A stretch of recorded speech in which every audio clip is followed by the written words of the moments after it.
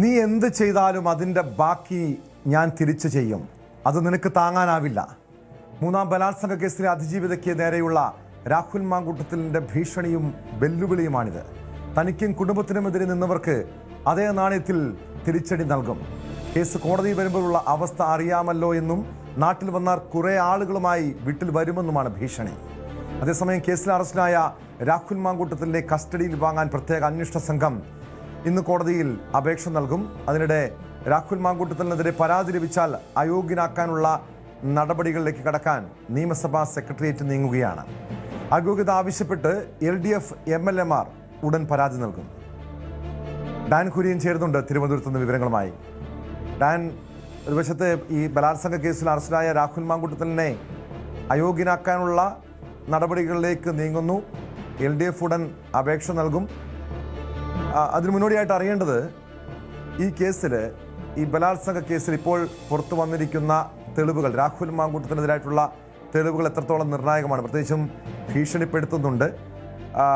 ഒരുതരം വെല്ലുവിളിയുടെ, അല്ലെങ്കിൽ ഇല്ലാതാക്കുമെന്ന രീതിയിലുള്ള, തീർത്ത് കളയുമെന്ന രീതിയിലുള്ള ഭീഷണിയാണ് രാഹുൽ മാങ്കൂട്ടത്തിൽ ഈ അതിജീവിതയ്ക്ക് നേരെ ഉയർത്തിയത്. ഇത് കേസിൽ എത്രത്തോളം നിർണായകമാണ് ഈ തെളിവുകളൊക്കെ?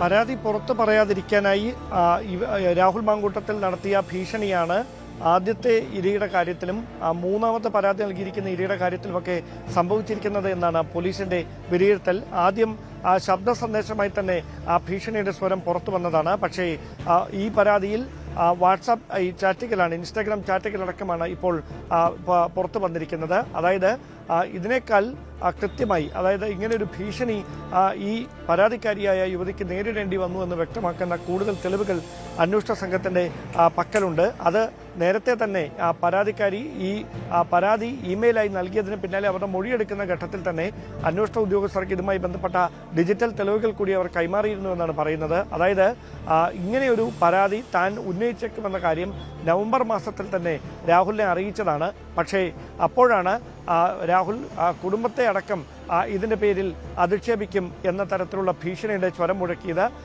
കുടുംബാംഗങ്ങൾക്കടക്കം അതിന്റെ പ്രത്യാഘാതം നേരിടേണ്ടി വരുമെന്ന കൃത്യമായ വാക്കുകളാണ് ആ പരാമർശങ്ങളിലടക്കം ഉൾക്കൊണ്ടിട്ടുള്ളത്. അതായത് അങ്ങനെ ഭീഷണിപ്പെടുത്തിക്കൊണ്ട് ഈ പരാതിക്കാരി മുമ്പോട്ട് വരാതിരിക്കാനുള്ള ഒരു കൃത്യമായ നീക്കമാണ് രാഹുൽ നടത്തിയത്. രാഹുലിന്റെ കൈവിലും ഈ യുവതിയുമായി ബന്ധപ്പെട്ട ഒരു ശബ്ദ സന്ദേശം ഉണ്ട് എന്നാണ് അന്വേഷണ സംഘം നൽകുന്ന സൂചന. ആ ശബ്ദ സന്ദേശം മറയാക്കിയാണ് താൻ കോടതിയിൽ ഈ കേസെത്തിയാൽ എന്താകുമെന്ന് അറിയാമല്ലോ എന്ന തരത്തിലുള്ള ഭീഷണിയുടെ സ്വരമൊക്കെ ഈ ചാറ്റിൽ നിറഞ്ഞിരിക്കുന്നത് എന്നാണ് വാദം. എന്തായാലും ഇങ്ങനെയൊരു പരാതിയുമായി അവർ ധൈര്യപൂർവ്വം രംഗത്ത് വരികയും അതുമായി ബന്ധപ്പെട്ട തെളിവുകൾ കൈമാറുകയും ചെയ്തിരിക്കുന്ന പശ്ചാത്തലത്തിൽ ഇത് ഉഭയകക്ഷി സമ്മതപ്രകാരം നടന്ന ഒരു ബന്ധമാണ് എന്ന് സ്ഥാപിക്കാനുള്ള പ്രതിഭാഗത്തിന്റെ വാദമുഖങ്ങളെ പ്രതിരോധിക്കാനുള്ള ഒരു നീക്കമാണ് പ്രോസിക്യൂഷൻ നടത്തിക്കൊണ്ടിരിക്കുന്നത്.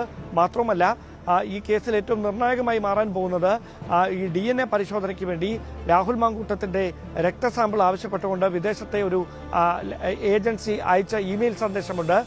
അതിന് തിരികെ രാഹുൽ മറുപടി നൽകിയിരുന്നില്ല എന്നാണ് അന്വേഷണ ഉദ്യോഗസ്ഥർ നൽകുന്ന സൂചന.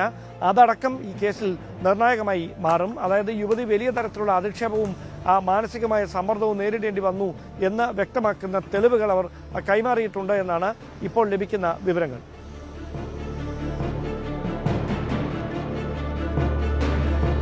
അതോടൊപ്പം വലിയ വിമർശനം ഉയരുന്നത് മുൻ DGP സെൻകുമാർ അടക്കം ചില വിമർശനങ്ങൾ ഉയർത്തുന്നുണ്ട്. കൃത്യമായ നടപടിക്രമങ്ങൾ പാലിക്കാതെയാണ് രാഹുൽ മാങ്കൂട്ടത്തിനെ പോലീസ് അറസ്റ്റ് ചെയ്തതെന്ന്.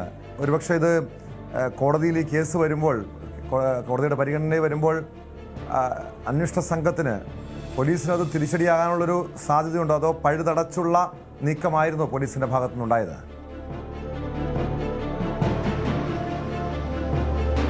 ആദ്യ രണ്ട് കേസുകളിൽ ഈ പരാതി നൽകുന്ന സമയത്ത് തന്നെ അത് വാർത്തയായി വരികയും അത് രാഹുലിന് നിയമപരമായി നിയമസഹായം തേടാൻ വഴി തുറക്കുകയൊക്കെ ചെയ്യുന്ന ഒരു സാഹചര്യം, ഒളിവിൽ പോകുന്ന സാഹചര്യം, അങ്ങനെ പോലീസിന് വലിയ വിമർശനങ്ങൾ നേരിടേണ്ടി വരുന്ന പശ്ചാത്തലം.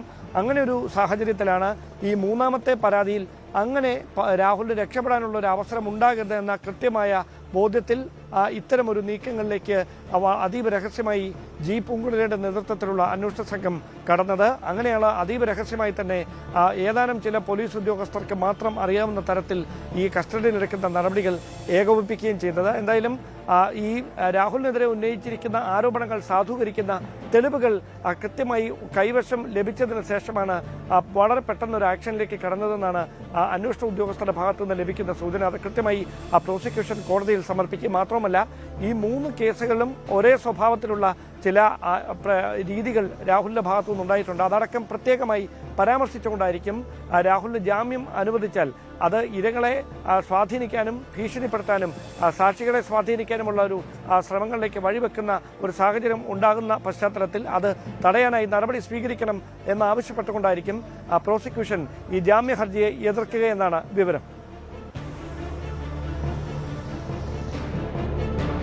ഡാൻ, ഇവിടെ TP സെൻകുമാർ മുൻ DGP ആണ്. അദ്ദേഹത്തിൻ്റെ ഫേസ്ബുക്ക് പോസ്റ്റിലാണ് പോലീസിൻ്റെ ഭാഗത്തുനിന്നുണ്ടായിട്ടുള്ള ചില വീഴ്ചകൾ ചൂണ്ടിക്കാണിക്കുന്നത്. അതായത് ഈ പരാതി ലഭിച്ചിട്ടുണ്ടെങ്കിൽ 3-ാം ദിനം ഈ പരാതിക്കാരെ വിളിച്ചു വരുത്തുന്നതിൻ്റെ പോലീസ് ഓഫീസർ റിപ്ലൈ മെയിൽ അയച്ചിട്ടുണ്ടോ, അതായത് ഇമെയിൽ വഴിയാണ് പരാതി നൽകിയതെങ്കിൽ അതിന് തിരിച്ചയച്ചിട്ടുണ്ടോ, തിരിച്ചയച്ചിട്ടുണ്ടെങ്കിൽ ആ പരാതി ഈ അതിജീവിത, അതായത് പരാതിക്കാരി സ്റ്റേഷനിൽ വന്ന് ഇമെയിൽ ഒപ്പിട്ട് നൽകണമെന്നുണ്ട്, ആ ഒപ്പിട്ട് നൽകിയോ തുടങ്ങിയ കാര്യങ്ങൾ ചൂണ്ടിക്കാണിക്കുന്നു. അതോടൊപ്പം TP സെൻകുമാർ മറ്റൊരു വീഴ്ചയായി ചൂണ്ടിക്കാണിക്കുന്നത് അതിജീവിതയെ വൈദ്യപരിശോധന നടത്തിയോ, വൈദ്യപരിശോധന പോലും നടത്താതെ എങ്ങനെയാണ് ഈ വകുപ്പ് 35(1)(b) പ്രകാരം പരാതി വിശ്വാസയോഗ്യമാകുക എന്ന് TP സെൻകുമാർ ചോദിക്കുന്നു. അതായത് പോലീസിൻ്റെ ഭാഗത്ത് ഈ രാഹുൽ മാങ്കൂട്ടത്തിനെതിരായിട്ടുള്ള ഈ കേസിൽ ചില വീഴ്ചകൾ, അതായത് പോലീസിൻ്റെ നടപടികളിൽ വീഴ്ച ഉണ്ടായിട്ടുണ്ടെന്ന് ഈ നിയമവിദഗ്ധർ ചൂണ്ടിക്കാണിക്കുന്നുണ്ട്.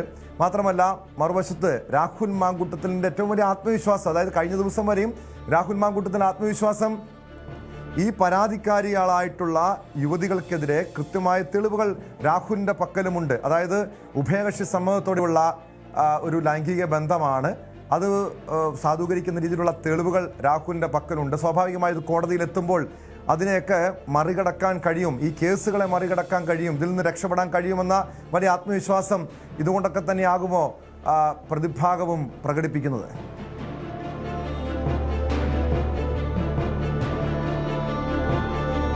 അതായത് ഇത് പെട്ടെന്നൊരു ദിവസം ഉണ്ടായ ഒരു സംഭവങ്ങളല്ല. ഈ 3 കേസുകളിലും വിവാഹ വാഗ്ദാനം നൽകി എന്നത് വസ്തുതയാണ്. അതിനുശേഷം കുഞ്ഞു വേണമെന്ന് ആവശ്യപ്പെട്ടതും വസ്തുതയാണ്. ആദ്യത്തെ പരാതിയിലും 3-ാമത്തെ പരാതിയിലുമാണ് ഗർഭചിത്രം നടന്നിരിക്കുന്നത് എന്നാണ് പുറത്തുവരുന്ന വിവരങ്ങൾ. അത്തരത്തിലുള്ള പരാതിയാണ്, പരാതിയിൽ പ്രധാനമായി ഉന്നയിച്ചിരിക്കുന്ന അത്തരത്തിലുള്ള കാര്യങ്ങളാണ്. അതുമായി ബന്ധപ്പെട്ട തെളിവുകൾ ഇപ്പോൾ പുറത്തു വന്നിരിക്കുന്ന ഈ പരാതിക്കാരിയുടെ കൈവശം അതിന് തെളിവുകളുണ്ട് എന്ന് കൂടി അവർ കൃത്യമായി അന്വേഷണ ഉദ്യോഗസ്ഥരെ അറിയിക്കുന്ന സാഹചര്യം കൂടിയുണ്ട്. അതായത് ഉഭയകക്ഷി സമ്മതപ്രകാരമുള്ള ബന്ധമാണ് എന്ന് സ്ഥാപിക്കാനുള്ള നീക്കം രാഹുൽ നടത്തുന്നത് അവർ തമ്മിലുള്ള സൗഹൃദത്തിലിരുന്ന സമയത്തെ ചാറ്റുകൾ അത് കൃത്യമായി കോടതിക്ക് മുമ്പിൽ സമർപ്പിച്ചുകൊണ്ടാണ്. പക്ഷേ ആ സൗഹൃദത്തിലേക്ക് ആകുന്നതിൻ്റെ കാരണം അത് വിവാഹത്തിലേക്ക് നീളും എന്ന ഒരു വിശ്വാസത്തിലാണ് എന്നാണ് ഈ പരാതിക്കാരുടെ എല്ലാവരുടെയും ഒരേപോലെയുള്ള ആക്ഷേപം. അങ്ങനെ വിവാഹം കഴിക്കാമെന്ന ഉറപ്പിന്മേലാണ് രാഹുലുമായി അത്തരത്തിലൊരു ബന്ധം ഉണ്ടായതെന്ന് അവർ ഈ പരാതിയിൽ കൃത്യമായി തന്നെ പറയുന്നുണ്ട്. പക്ഷേ പിന്നീട് ഈ വീട്ടിൽ വിവാഹത്തിന് സമ്മതിക്കണമെങ്കിൽ ഒരു കുഞ്ഞുകൂടി വേണം എന്ന ആവശ്യമാണ് രാഹുൽ മുമ്പോട്ട് വെച്ചതെന്ന് 2 പരാതിയിൽ ഒരുപോലെ പറയുന്നുണ്ട്. അങ്ങനെ ഉണ്ടെങ്കിൽ അത് കൃത്യമായ ഒരു ടാറ്റിക്സ് ആയിരുന്നു, വിശ്വാസം ഉറപ്പാക്കുന്നതിന് വേണ്ടി നടത്തിയ നീക്കമാണ് എന്ന് അന്വേഷണ സംഘം ഉറപ്പിക്കുകയാണ്. രാഹുലിന് ഈ ഇരയാക്കപ്പെട്ട അല്ലെങ്കിൽ പരാതിയുമായി രംഗത്തെത്തിയ യുവതികളോടൊരു ഫിസിക്കൽ ഒരു അട്രാക്ഷൻ മാത്രമാണ് ഉണ്ടായത്. അതിനപ്പുറത്തേക്ക് അവരെ ജീവിതത്തിലേക്ക് ഒപ്പം ചേർക്കണമെന്നൊരു താല്പര്യമില്ലായിരുന്നു. പക്ഷേ ഈ 3 പേരും രാഹുലിനോട് അടുത്തത് രാഹുലും ഒന്നിച്ചൊരു ജീവിതം ഉണ്ടാകുമെന്ന പ്രതീക്ഷയിലാണ്. പക്ഷേ അത് ഉണ്ടായില്ല എന്ന് കണ്ടെത്തിയതോടെയാണ് ചതിക്കപ്പെട്ടു എന്ന കാര്യം അവർ തിരിച്ചറിയുകയും അവർ പരാതിയുമായി രംഗത്തെത്താൻ നിർബന്ധിതരായത് എന്നുമാണ് അന്വേഷണ സംഘം നൽകുന്ന വിവരം. എന്തായാലും അത് സാധൂകരിക്കുന്ന തെളിവുകൾ കൈവശമുണ്ട് എന്നും ഹൈക്കോടതിയിൽ ഈ ആദ്യത്തെ പരാതിക്കാരി തന്നെ കക്ഷി ചേർന്നിരിക്കുകയും തൻ്റെ ഭാഗം കൂടി കേട്ടതിന് ശേഷമേ ജാമ്യാപേക്ഷയിൽ വിധി പറയാവൂ, മുൻകൂർ ജാമ്യാപേക്ഷയിൽ വിധി പറയാവൂ എന്ന് കോടതി അറിയിക്കുകയും ചെയ്ത സാഹചര്യമുണ്ട്. അത് കണക്കിലെടുത്തുകൊണ്ടാണ് 2 ആഴ്ച സാവകാശം നൽകിയതും 21-ലേക്ക് കേസ് മാറ്റുകയും ചെയ്തത്. അതിനിടയിലാണ് 3-ാമത്തെ പരാതി വരികയും വളരെ വിദഗ്ധമായി രാഹുൽ മാങ്കൂട്ടത്തിൽ മാങ്കൂട്ടത്തിന്റെ അന്വേഷണ സംഘം കസ്റ്റഡിയിലെടുത്ത് അറസ്റ്റ് രേഖപ്പെടുത്തുകയും പിന്നീട് റിമാൻഡിലാകുകയും ചെയ്തിരിക്കുന്നത്. എന്തായാലും ഇന്ന് കസ്റ്റഡി അപേക്ഷയായിരിക്കും കോടതി പരിഗണിക്കുക. ജാമ്യാപേക്ഷയിൽ വിധി പറയാൻ ചില ദിവസങ്ങൾ കൂടി എടുക്കും. അതായത് കസ്റ്റഡി അപേക്ഷയ്ക്ക് പരിഗണിച്ചതിന് ശേഷമേ ജാമ്യാപേക്ഷ കോടതിയുടെ പരിഗണനയിൽ വരികയുള്ളൂ എന്നാണ് മനസ്സിലാക്കാൻ കഴിയും. അങ്ങനെയെങ്കിൽ അതിൽ വാദങ്ങളടക്കം പിന്നീട് മാത്രമേ നടക്കുകയുള്ളൂ. നിലവിൽ രാഹുൽ മാങ്കൂട്ടത്തിലെ കസ്റ്റഡിയിൽ വിട്ടുകൊടുക്കാൻ തന്നെയാണ് സാധ്യതയെന്ന വിവരങ്ങളാണ് നമുക്ക് ലഭിക്കുന്നത്.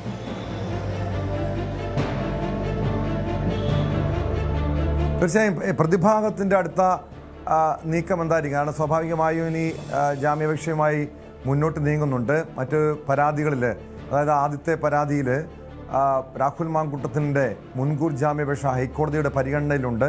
ഈ മാസം തന്നെ ആ കേസിൽ വിധി പറയും. അതോടൊപ്പം അതിജീവിതയെ നേരത്തെ ആ കേസിൽ കക്ഷി ചേർത്തിരുന്നു മറുപടി സത്യവാങ്മൂലം നൽകാൻ. അതായത് ഈ രാഹുൽ മാങ്കൂട്ടത്തിൽ ചൂണ്ടിക്കാണിച്ച കാര്യം, അതായത് പ്രതിഭാഗം ഈ കേസുകളിലെല്ലാം പറയുന്ന, കോടതിയിൽ വ്യക്തമാക്കിയ കാര്യം ഇതായിരുന്നു: ഉഭയകക്ഷി സമ്മതത്തോടെയുള്ള ലൈംഗിക ബന്ധമാണ്. അതിൻ്റെ തെളിവുകൾ ഒരു പക്ഷേ രാഹുൽ മാങ്കൂട്ടത്തിൻ്റെ കൈവശം ഉണ്ടാകാം. മാത്രമല്ല ഇവിടെ ഗർഭചിത്രം നടത്തിയെന്നുള്ളതാണ് അതീവ ഗുരുതരമായിട്ടുള്ള ഒരു കുറ്റമായി തന്നെ കണക്കാക്കുന്നത്. സ്ത്രീകളെ ലൈംഗികമായി ചൂഷണം ചെയ്യുന്നു, അവരെ വഞ്ചിക്കുന്നു, സാമ്പത്തിക ചൂഷണം നടത്തുന്നു. ഇനി എന്തായിരിക്കും ഈ കേസിൽ പ്രതിഭാഗത്തിൻ്റെ നീക്കം? അതോടൊപ്പം അന്വേഷണ സംഘം കസ്റ്റഡി അപേക്ഷ നൽകുന്നുണ്ട്. തെളിവുകൾ, ഈ കേസുകളുമായി ബന്ധപ്പെട്ട് കൂടുതൽ തെളിവുകൾ കണ്ടെത്തണം. അതിൽ ഡിജിറ്റൽ തെളിവുകൾ ഏറെ നിർണായകമായിരിക്കും. ഫോൺ സംഭാഷണം രാഹുൽ മാങ്കൂട്ടത്തിൻ്റെ കൈവശവുമുണ്ട്. ആ വിവരങ്ങളടക്കം കണ്ടെത്തണം. അതോടൊപ്പം ഈ കേസിൽ ഈ മൂന്നാമത്തെ ബലാത്സംഗ പരാതിയിൽ മറ്റ് ആരെങ്കിലും പ്രതിയാകാനുള്ള സാധ്യത, അതായത് രാഹുൽ മാങ്കൂട്ടത്തിനെ സഹായിക്കുക, അല്ലെങ്കിൽ ഈ യുവതികളെയൊക്കെ ഭീഷണിപ്പെടുത്തുന്നു, ഗർഭചിത്രം നടത്താൻ സഹായിക്കുന്നു. അങ്ങനെ ആദ്യത്തെ കേസിൽ രാഹുലിൻ്റെ സുഹൃത്ത് ഉൾപ്പെടെ പ്രതിയായതാണ്. ഈ കേസിൽ രാഹുൽ മാങ്കൂട്ടത്തിൽ മാത്രമാകുമോ പ്രതിയാവുക?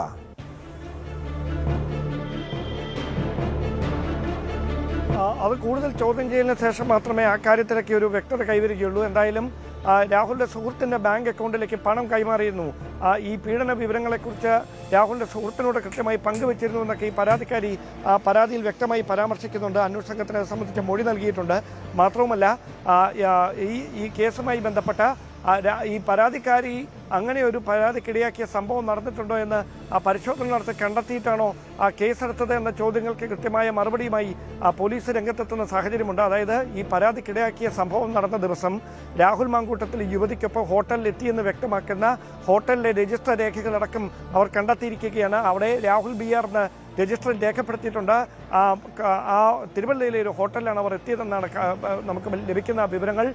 അവിടെ നിന്ന് ഈ ഹോട്ടൽ രജിസ്റ്ററിൽ നിന്നാണ് ഈ വിവരങ്ങൾ കണ്ടെത്തിയിരിക്കുന്നത്. അതോടൊപ്പം അവിടുത്തെ CCTV ദൃശ്യങ്ങൾ വീണ്ടെടുക്കാനും ഇരുവരുടെയും ടവർ ലൊക്കേഷനും പരിശോധിക്കാനും ഒക്കെയുള്ള നീക്കങ്ങളാണ് നടക്കുന്നത്. അതോടൊപ്പം രാഹുൽ മാങ്കൂട്ടത്തിൻ്റെ ഫോണാകും ഇതിൽ ഏറ്റവും വലിയ തെളിവായി മാറുക. ആ ഫോൺ പിടിച്ചെടുക്കുന്നതിലൂടെ അത് ഫോറൻസിക് പരിശോധനയ്ക്ക് വിധേയമാക്കുന്നതിലൂടെ പരമാവധി തെളിവുകൾ ശേഖരിക്കാൻ കഴിയുമെന്നാണ് പ്രതീക്ഷ. അതിലേക്കുള്ള നടപടിക്രമങ്ങളും ആരംഭിച്ചതായാണ് അന്വേഷണ സംഘം നൽകുന്ന സൂചന. ഡാൻ, അതോടൊപ്പം ഈ രാഹുൽ മാങ്കൂട്ടത്തിനെതിരെ പരാതി ലഭിച്ചാൽ അയോഗ്യനാക്കാനുള്ള നടപടികളിലേക്ക് ഒരുപക്ഷെ കടക്കാനുള്ള നീക്കങ്ങളുണ്ട്. അയോഗ്യത ആവശ്യപ്പെട്ട LDF MLA മാർ ഉടൻ പരാതി നൽകുമെന്നാണ് അറിയുന്നത്. ഈ അറസ്റ്റ് ചെയ്ത വിവരം സ്പീക്കറെ പോലീസ് രേഖാമൂലം അറിയിച്ചിട്ടുണ്ട്. ബലാത്സംഗ കുറ്റം ചുമത്തിയതും കേസ് വിവരവും ഉൾപ്പെടെ കൈമാറിയെന്നാണ് വിവരം. അങ്ങനെയെങ്കിൽ ഇനി അടുത്ത നീക്കം എന്തായിരിക്കും? അത് സംബന്ധിച്ച കൂടുതൽ വിശദാംശങ്ങൾ എനിക്ക് ലഭ്യമായിട്ടില്ല. അത്തരത്തിലുള്ള നീക്കങ്ങളിലേക്ക് അന്വേഷണ സംഘം കടന്നതായി മാത്രമേ അറിയാവൂ. ഒരുപക്ഷെ നിയമവിദഗ്ധരുമായി ആലോചിച്ചായിരിക്കും ആ കാര്യത്തിൽ കൃത്യമായൊരു തീരുമാനത്തിലേക്ക് എത്തുക. എത്തിക്സ് ആൻഡ് പ്രിവിലേജസ് കമ്മിറ്റിക്ക് ഈ പരാതിയുമായി ബന്ധപ്പെട്ട വിവരങ്ങൾ കൈമാറിയാൽ മാത്രമേ തുടർന്നുള്ള അയോഗ്യനാക്കുന്ന നീക്കങ്ങളിലേക്ക് കടക്കാൻ കഴിയൂ. അതിന് ആരെങ്കിലും രേഖാമൂലം സ്പീക്കർക്ക് പരാതി നൽകണം. അങ്ങനെ ഒരു പരാതി സ്പീക്കറുടെ കൈവശം ഇതുവരെ എത്തിയിട്ടില്ല. അങ്ങനെ എത്തിയാൽ മാത്രമേ തുടർ നീക്കങ്ങളിലേക്ക് കടക്കുകയുള്ളൂ എന്നാണ് ലഭിക്കുന്ന വിവരങ്ങൾ. അങ്ങനെ ഈ അയോഗ്യനാക്കാൻ, പ്രത്യേകിച്ചും നമുക്കറിയാം സാധാരണ ഒരു കുറ്റക്കാരനെന്ന് കണ്ടെത്തിയാൽ മാത്രമാണ് ഒരു ക്രിമിനൽ കേസിൽ MLA അല്ലെങ്കിൽ ജനപ്രതിനിധിയെ അയോഗ്യനാക്കാൻ കഴിയുകയുള്ളൂ. പക്ഷെ ഇവിടെ എത്തിക്സ് കമ്മിറ്റിയുടെ ഒരു തീരുമാനം ഏറെ നിർണായകമായിരിക്കും. അവരുടെ നിലപാടനുസരിച്ചായിരിക്കും കാര്യങ്ങൾ മുന്നോട്ട് പോകുക. എത്തിക്സ് കമ്മിറ്റിയിൽ LDF MLA മാർക്കാണ് കൂടുതൽ ഇതുള്ളത്, ഒരു പ്രാധാന്യമുള്ളത്. അവരുടെ നിലപാട് ഏറെ നിർണായകമാണ്. അതനുസരിച്ചായിരിക്കുമല്ലോ സ്പീക്കറുടെ തീരുമാനം അത്തരമൊരു കടുത്ത നടപടിയിലേക്ക് നീങ്ങാനുള്ള സാധ്യതയുണ്ടോ? അതിൻ്റെ നിയമവശങ്ങൾ എങ്ങനെയായിരിക്കും?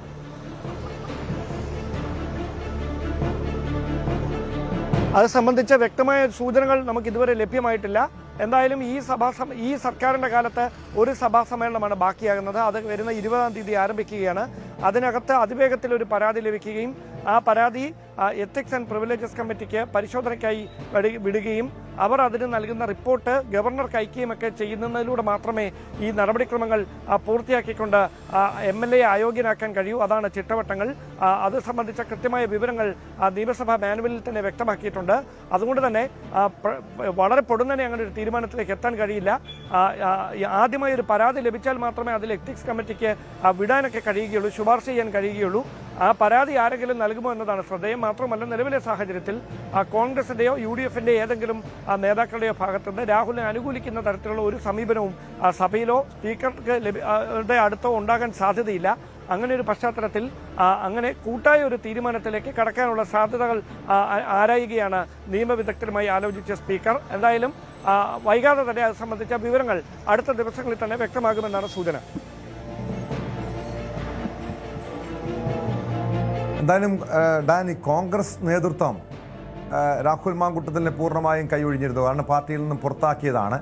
ഇന്ന് ഇതുമായി ബന്ധപ്പെട്ട് രാഹുൽ മാങ്കൂട്ടത്തിൽ രാജിവെക്കേണ്ടതുണ്ടോ എന്ന ചോദ്യത്തിന് പോലും പ്രസക്തിയില്ല. കാരണം അത് ഞങ്ങളുടെ കാര്യമല്ല, ഞങ്ങൾ പുറത്താക്കിയ ആളാണ് എന്ന നിലപാടാണ് കോൺഗ്രസ് നേതാക്കൾ ഒന്നടങ്കം സ്വീകരിക്കുന്നത്. പക്ഷേ രാഹുൽ മാങ്കൂട്ടത്തിൽ ഈ ചോദ്യം ചെയ്യലിനിടെ അന്വേഷണ ഉദ്യോഗസ്ഥരോട് പോലും വെല്ലുവിളിച്ചു. താൻ സ്വതന്ത്രനായി നിന്ന് മത്സരിച്ചാൽ പോലും ജയിക്കാൻ കഴിയും, തനിക്കെതിരെ തൻ്റെ കൈവശവും തെളിവുകളുണ്ട് എന്ന രീതിയിലുള്ള മറുപടികളായിരുന്നു രാഹുൽ മാങ്കൂട്ടത്തിൽ നൽകിയെന്നാണ് അറിയാൻ കഴിഞ്ഞത്. അതായത് രാഹുൽ മാങ്കൂട്ടത്തിൽ അത്തരം ഒരു സ്വതന്ത്രനായി മത്സരിക്കാനുള്ള നീക്കം പോലും തടയുന്ന രീതിയിലേക്ക് നീങ്ങിയേക്കാം. ഒരുപക്ഷെ ഇത്തരം അയോഗ്യനാക്കിയാൽ രാഹുൽ മാങ്കൂട്ടത്തിന് തെരഞ്ഞെടുപ്പിൽ പോലും മത്സരിക്കാനുള്ള എല്ലാ സാധ്യതകളും അടയുകയില്ലേ?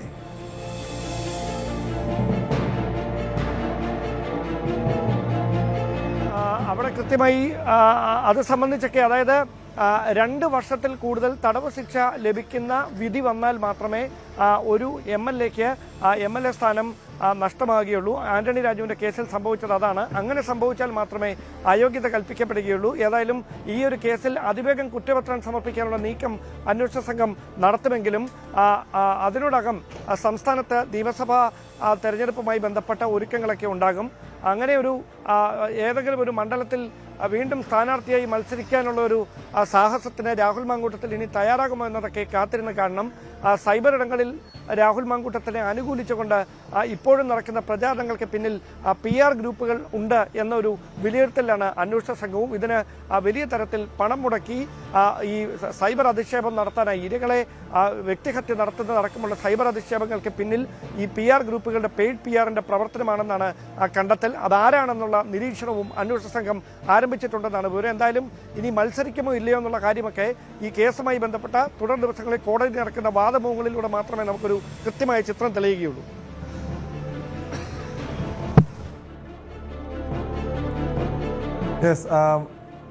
മൂന്നാം ബലാത്സംഗ കേസിൽ റിമാൻഡിലായ രാഹുൽ മാങ്കൂട്ടത്തിൽ മാവേലിക്കര സബ് ജയിലിലെ ആദ്യ ദിനം കഴിച്ചുകൂട്ടിയത് ഏകനായിട്ടെന്നാണ് പുറത്തുവരുന്ന വിവരങ്ങൾ. സുരക്ഷാ കാരണങ്ങൾ മുൻനിർത്തിയാണ് സബ് ജയിലിലെ 3-ാം നമ്പർ സെല്ലിൽ രാഹുലിനെ ഒറ്റയ്ക്ക് പാർപ്പിച്ചിരിക്കുന്നത്.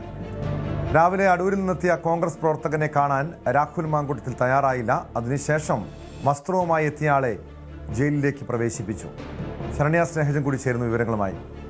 ശരണ്യ, അതായത് കഴിഞ്ഞ കുറച്ച് ദിവസങ്ങളിലൊക്കെ, അതായത് ഈ ബലാത്സംഗ കേസിൽ പ്രതി ചേർത്തപ്പോഴും രാഹുൽ മാങ്കൂട്ടത്തിലിനെ പിന്തുണയ്ക്കുന്ന ആളുകളുണ്ടായിരുന്നു. അത് സമൂഹ മാധ്യമങ്ങളിലുണ്ട്, അല്ലാതെ എനിക്ക് തോന്നുന്നു ഇന്നലെ കഴിഞ്ഞ ദിവസങ്ങളിൽ ഈ പൊതുവേദിയിൽ ഒക്കെ ചില വീട്ടമ്മമാർ വിളിച്ച് രാഹുൽ മാങ്കൂട്ടത്തിനെ പിന്തുണയ്ക്കുന്ന രീതിയിലുള്ള പ്രതികരണങ്ങൾ പോലും ഉണ്ടായി. പക്ഷേ ഇന്നലെ ഈ ബലാത്സംഗ കേസിൽ അറസ്റ്റിലായതോടെ ചിത്രം മാറുന്നു. രാഹുൽ മാങ്കൂട്ടത്തിൽ ഒറ്റപ്പെടുന്നൊരു സാഹചര്യമുണ്ടോ എന്ന് അറിയണം. മാത്രമല്ല അതോടൊപ്പം ജയിലിലെ ആദ്യ ദിവസത്തെ ജയിലിലെ ഒരു സാഹചര്യം എങ്ങനെയായിരുന്നു? രാഹുൽ മാങ്കൂട്ടത്തിൽ രാഹുലിനെ കാണാനെത്തി, അടൂരിൽ നിന്നെത്തിയ ഒരു കോൺഗ്രസ് പ്രവർത്തകനെ കാണാൻ പോലും തയ്യാറായില്ലെന്ന് പറയുന്നു. എന്താണ് രാഹുലിൻ്റെ ഇപ്പോഴത്തെ അവസ്ഥ?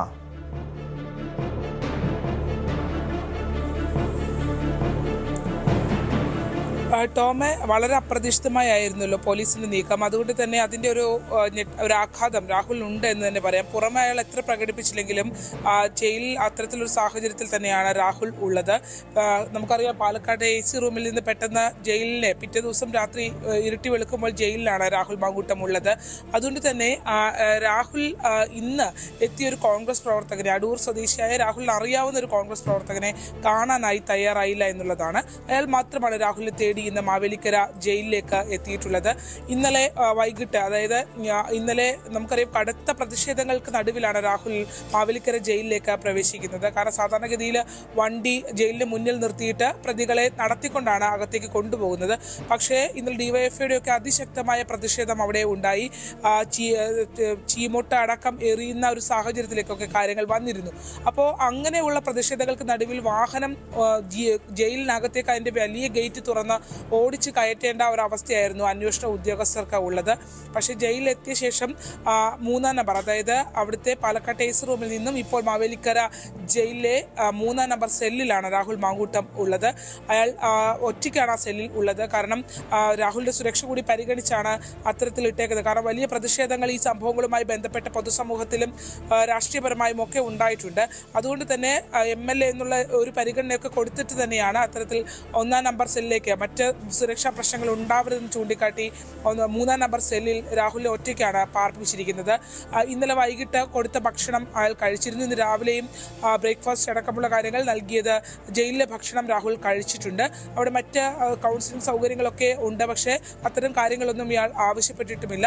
പക്ഷേ അടൂരിൽ നിന്ന് എത്തിയ ഒരു പ്രവർത്തകനെ കാണാനായി അനുവാദം നൽകിയില്ല. രാവിലെ അയാൾ എത്തുന്നു. അതിനുശേഷം വൈകിട്ടോടുകൂടി ഉച്ചയോടുകൂടി രാഹുലിൻ്റെ വസ്ത്രങ്ങളുമായി മറ്റൊരു സുഹൃത്ത് എത്തിയിരുന്നു. അയാളെ അകത്തേക്ക് പ്രവേശിപ്പിച്ചു.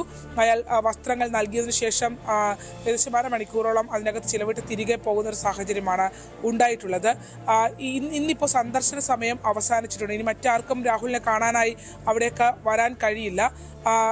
പൊതുവെ നിസ്സംഗനായാണ് അവിടെ കാണപ്പെടുന്നത് എന്നുള്ളതാണ് ജയിൽ അധികൃതർ വ്യക്തമാക്കുന്നത്. മറ്റ് പ്രതിഷേധങ്ങളോ അതിന് നമുക്കറിയാം, തുടക്കത്തിൽ പോലീസ് ഉദ്യോഗസ്ഥരോടൊക്കെ വിരട്ടുന്ന ഭാഷയിൽ രാഹുൽ പ്രതികരിച്ചിരുന്നു. പക്ഷേ ജയിലിനകത്ത് അത്തരത്തിൽ യാതൊരു കാര്യത്തിനും മുതിർന്നിട്ടില്ല. അയാൾ മറ്റ് പ്രതിഷേധങ്ങളോ പ്രശ്നങ്ങളോ ഒന്നും അവതരിപ്പിക്കാതെ തന്നെ അവിടെ തുടരുന്നു. ആദ്യഘട്ടത്തിൽ ജയിൽ മാറ്റം ആവശ്യപ്പെട്ടുകൊണ്ടുള്ള കാര്യങ്ങൾ നൽകും എന്നുള്ളത് പറഞ്ഞിരുന്നു. പക്ഷേ അത് നൽകേണ്ടത് മാവേലിക്കര സബ് ജയിലിലെ സൂപ്രണ്ടിനാണ്. അദ്ദേഹത്തിന് അത്തരത്തിൽ ജയിൽ മാറ്റം ആവശ്യപ്പെട്ടുകൊണ്ടുള്ള തിരുവനന്തപുരത്തേക്ക് മാറ്റം ആവശ്യപ്പെടുമെന്നായിരുന്നു രാഹുലുമായി ബന്ധപ്പെട്ട പുറത്തുള്ള കേന്ദ്രങ്ങൾ മാവേലിക്കര ജയിലിൽ കാണാതിരുന്നത്. അതിന്റെ എന്തെങ്കിലും വിവരങ്ങളുണ്ടോ? ആ പ്രവർത്തകനുമായി സംസാരിക്കാൻ കഴിഞ്ഞിരുന്നോ? എന്തുകൊണ്ടാണ് കൂടിക്കാഴ്ചയ്ക്ക് സമയം അനുവദിക്കാതിരുന്നത് എന്നെ സംബന്ധിച്ച് എന്തെങ്കിലും സൂചനയുണ്ട്? കാരണം നമുക്കറിയാം, ഈ പാലക്കാട്ടെയും അതോടൊപ്പം അടൂരിലേക്ക് കോൺഗ്രസ് പ്രവർത്തകരെ വലിയൊരു വിഭാഗവും രാഹുൽ മാങ്കൂട്ടത്തിന് പിന്തുണ നൽകുന്ന സാഹചര്യമുണ്ടായി. അതായത് നമ്മൾ സമൂഹ മാധ്യമങ്ങൾ നിരീക്ഷിച്ചാൽ, അല്ലെങ്കിൽ ചില ആളുകളുടെയൊക്കെ പ്രതികരണം എടുത്തു നോക്കിയാൽ പോലും കോൺഗ്രസ് നേതൃത്വത്തെ സംബന്ധിച്ച് ഇതൊരു ധാർമ്മികതയുടെ പ്രശ്നമായിരുന്നു. കാരണം CPM ലൈംഗിക പീഡന കേസിൽ പ്രതി ചേർക്കപ്പെട്ട നേതാക്കളെ പോലും സംരക്ഷിക്കുന്ന നിലപാടെടുത്തപ്പോൾ ഞങ്ങൾ ഒരാളെയോ, അതായത് പീഡനക്കേസിലെ പ്രതികളെ സംരക്ഷിക്കില്ല, ഞങ്ങൾ ശക്തമായ നടപടിയെടുക്കുമെന്ന് പറഞ്ഞ് രാഷ്ട്രീയപരമായി ഒരു പ്രതിരോധം തീർക്കാൻ കോൺഗ്രസ്സിന് കഴിഞ്ഞിട്ടുണ്ട്. പക്ഷെ എനിക്ക് തോന്നുന്നു താഴേക്കിടയിൽ ചില കോൺഗ്രസ് പ്രവർത്തകരുടെ ഉള്ളിൽ രാഹുൽ മാങ്കൂട്ടത്തിനെ ഇപ്പോഴും അവർ പിന്തുണയ്ക്കുന്നുണ്ട്. രാഹുലിനെ നേതൃത്വം കൈയൊഴിഞ്ഞത് നീതികേടാണ് എന്ന രീതിയിൽ പ്രതികരിക്കുന്നവരെ പോലും ചിലപ്പം ചിലയിടങ്ങളിലൊക്കെ കാണാൻ കഴിഞ്ഞു. ചില ആളുകൾ, അതായത് ചില സ്ത്രീകളുടെ ഇടയിൽ നിന്ന് പോലും അത്തരം പ്രതികരണങ്ങൾ കേട്ടപ്പോൾ ഒരുപക്ഷെ ഞെട്ടലുണ്ടായി. എന്താണ് അവിടുത്തെ സാഹചര്യം? ഈ കോൺഗ്രസ് പ്രവർത്തകരുടെ ഒരു വികാരം എന്താണ്?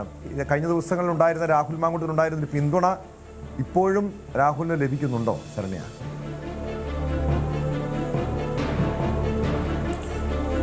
അത്തരത്തിലൊരു പ്രത്യക്ഷ പിന്തുണയൊന്നും അവിടെ ഇല്ല എന്നുള്ളതാണ്. പ്രത്യേകിച്ച് രാഹുൽ ഇപ്പോൾ ഉള്ളത് മാവേലിക്കര ജയിലിലാണ്. അത് രാഹുലിൻ്റെ അടൂരുമായി ബന്ധപ്പെട്ട വലിയ ദൂരമൊന്നും ഇല്ലാത്ത സ്ഥലം ആണ്. പക്ഷേ ഈ പുറമേ കാണുന്ന പ്രത്യക്ഷ പിന്തുണകളോ കാര്യങ്ങളോ ഒന്നും ജയിലുമായി ബന്ധപ്പെട്ടില്ല എന്ന് തന്നെ പറയാം. അവിടേക്ക് ആരും എത്താനായി തയ്യാറായിട്ടില്ല. ശിവദാസ് എന്ന് പറഞ്ഞ ഒരാൾ മാത്രമാണ് ഇന്ന് അവിടേക്ക് എത്തിയിട്ടുള്ളത്. അത് രാഹുലുമായി സൗഹൃദം കൂടി ഉള്ള ഒരാളാണെന്നാണ് പറഞ്ഞത്. പക്ഷേ അയാളെ കാണാനായി തയ്യാറായില്ല. ഒരുപക്ഷെ മറ്റേ ആളെ കടത്തിവിട്ടത് പോലും വസ്ത്രം കൊണ്ട് വന്നതുകൊണ്ടാവും. കാരണം നിന്ന നിൽപ്പിൽ ഇട്ടിരുന്ന വേഷമിട്ടാണ് അറസ്റ്റ് ചെയ്ത് കൊണ്ടുവരേണ്ടി വന്നത്. കാരണം നമുക്കറിയാം രാഹുലിനെതിരെ ഗുരുതരമായ കുറ്റകൃത്യങ്ങളാണ് ആരോപിക്കപ്പെട്ടിരിക്കുന്നത്. അതിനുള്ള പല തെളിവുകളും ഇപ്പോൾ പുറത്തു വന്നിരിക്കുന്നു. 3 ബലാത്സംഗ കേസുകൾ ഒരു MLA-ക്കെതിരെ വരുന്നു എന്നുള്ളതാണ്. അതിൽ കൃത്യമായ എവിഡൻസുമായി സ്ത്രീകൾ തന്നെ, ഇരയാക്കപ്പെട്ടവർ തന്നെ രംഗത്ത് വരുന്നു. മാധ്യമങ്ങൾക്കടക്കം അത്ര എവിഡൻസ് കിട്ടുന്ന ഒരു ഘട്ടം വരുന്നു. ആ ഒരു സാഹചര്യത്തിൽ പോലും നമുക്കറിയാം ഒരു കൂസലുമില്ലാതെ രാഹുൽ പൊതുസമൂഹത്തെ അതിജീവിക്കുന്ന അല്ലെങ്കിൽ അഭിമുഖീകരിക്കുന്നത് നമ്മൾ കണ്ടതാണ്. പലയിടങ്ങളിൽ നിന്നും വ്യക്തമായ പിന്തുണകൾ നവമാധ്യമങ്ങൾ, പ്രത്യേകിച്ച് നവമാധ്യമങ്ങൾ സ്ത്രീകളുടെ അടക്കം പിന്തുണ രാഹുലിന് വരുന്നൊരവസ്ഥയും ഉണ്ടായിരുന്നു. പക്ഷേ ഇന്നലെയൊക്കെ വന്ന കാര്യങ്ങൾ കുറച്ചുകൂടി ഗൗരവത്തോടുകൂടി ആളുകൾ കാണുന്നുണ്ടോ എന്നറിയില്ല. പക്ഷേ രാഹുലിനെ കാണാൻ അത്തരത്തിൽ ഈ നവമാധ്യമങ്ങൾ പിന്തുണയ്ക്കുന്നവരാരും തന്നെ രാഹുലിന് വേണ്ടി അവിടെ ഒരു മുദ്രാവാക്യം ഉയർത്താനോ അല്ലെങ്കിൽ രാഹുലിന് പിന്തുണ അറിയിക്കാനോ പ്രത്യക്ഷത്തിൽ രംഗത്ത് വന്നിട്ടില്ല എന്നുള്ളതാണ്. കാരണം ഓരോ ഘട്ടത്തിൽ നിന്നും രാഹുലിനെ രക്ഷിച്ച് കരകയറ്റിക്കൊണ്ട് പോകുന്നൊരവസ്ഥ വരുമ്പോഴും കൂടുതൽ തെളിവുകൾ അയാളുമായി ബന്ധപ്പെട്ട കാര്യങ്ങളിൽ ഉയർന്നു വരുന്നു എന്നുള്ളതാണ്. ഗുരുതരമായ കുറ്റകൃത്യങ്ങൾ അയാളുമായി ബന്ധപ്പെട്ട് ആരോപിക്കപ്പെടുന്നു എന്നുള്ളതാണ്. അത് ഇപ്പോൾ ഒരേ തരത്തിൽ തന്നെ പിന്തുണ പറയുമ്പോൾ തന്നെ മറ്റൊരു തലത്തിൽ അത് ഈ പറയുന്ന പിന്തുണ നൽകുന്നവർക്ക് യാതൊരു വിധത്തിലും അതിനെ ന്യായീകരിക്കാൻ കഴിയാത്ത രീതിയിൽ പുതിയ കാര്യങ്ങൾ പുറത്തേക്ക് വന്നുകൊണ്ടിരിക്കുന്നു. അത് വലിയ രീതിയിൽ ആളുകളെ അതൃപ്തിയിലേക്ക് ഉണ്ടാക്കുന്നുണ്ട് എന്നുള്ളത് പറയാം.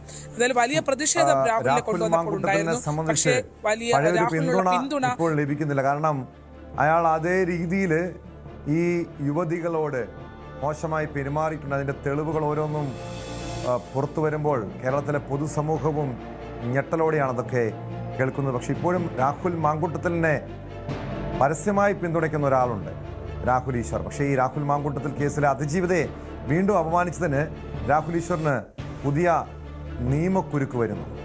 ജാമ്യവ്യവസ്ഥ ലംഘിച്ചുവെന്ന് ചൂണ്ടിക്കാട്ടി പോലീസ് നൽകിയ ഹർജിയിൽ തിരുവനന്തപുരം CJM കോടതി നോട്ടീസ് അയച്ചു. അതേസമയം രാഹുൽ മാങ്കൂട്ടത്തിനെതിരായ പരാതികൾ എല്ലാം മുഖ്യമന്ത്രിക്ക് നൽകുന്നത് പബ്ലിസിറ്റിക്ക് വേണ്ടിയെന്നാണ് രാഹുൽ ഈശ്വർ പറയുന്നത്. തന്റെ ജാമ്യം റദ്ദാക്കാൻ പോലീസ് നിസ്സാര കാരണങ്ങൾ നിരത്തുകയാണ്. തെരഞ്ഞെടുപ്പ് കാലത്ത് അനാവശ്യമായി ജയിലിലിട്ടുവെന്നും രാഹുൽ ഈശ്വർ പ്രതികരിച്ചു. ഞാൻ ഏകദേശം 16 ദിവസത്തോളമാണ് ജയിലിൽ കിടന്നത്. യഥാർത്ഥത്തിൽ സ്റ്റേഷൻ ജാമ്യം തന്നു വിടേണ്ട ഒരു കാര്യത്തിന് 16 ദിവസത്തോളം ജയിലിലിടുകയുണ്ടായി. അതിനുശേഷമാണ് എനിക്ക് ജാമ്യം കിട്ടിയത്. പക്ഷേ സാമൂഹിക കാര്യങ്ങളിൽ നിലപാടെടുക്കുന്നുകൊണ്ടും പുരുഷന്മാർക്ക് വേണ്ടി നിലപാടെടുക്കുന്നതുകൊണ്ടും വീണ്ടും നിശബ്ദനാക്കാൻ വേണ്ടി പോലീസ് വീണ്ടും മൂവ് ചെയ്തിരിക്കുകയാണ്. ജാമ്യം നിഷേധിക്കണമെന്ന് പറഞ്ഞു.